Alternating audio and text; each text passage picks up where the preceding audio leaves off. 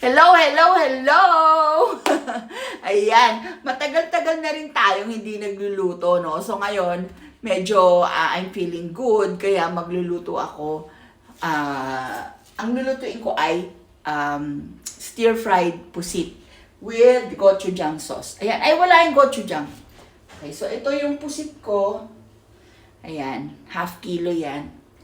At meron tayong, syempre, sibuyas, bawang, isang kamatis lang, bell pepper, at luya. Ayan. So, hiwain ko muna itong mga ingredients ko. Okay?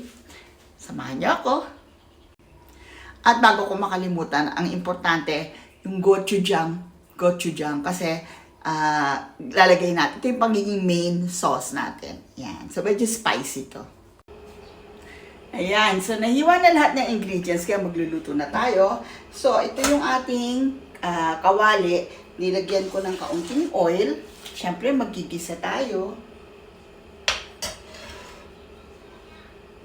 Ako pag nagisa, una ang bawang. Yung iba kasi una sibuyas, diba? Pero ako, una ang bawang. Ayan.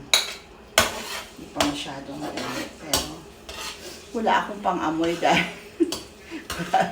may sipon ako. Ayan. Just be careful kasi ang bawang madaling masunog, no?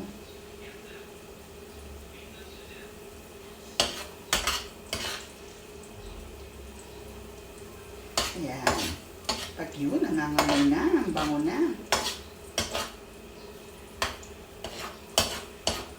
Pag medyo okay na yung bawang, lagay naman natin ang sibuyas.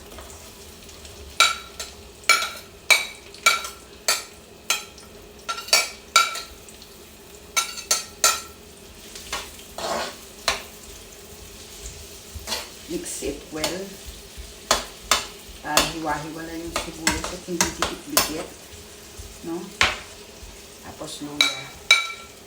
Okay. And then, takpan natin ng kaunti para hanggang sa mag-see-through yung sibuyas.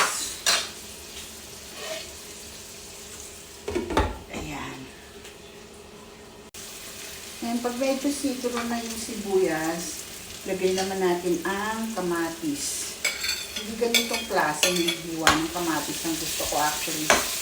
Kaya lang yung helper ko kasi yung hiwa. Okay.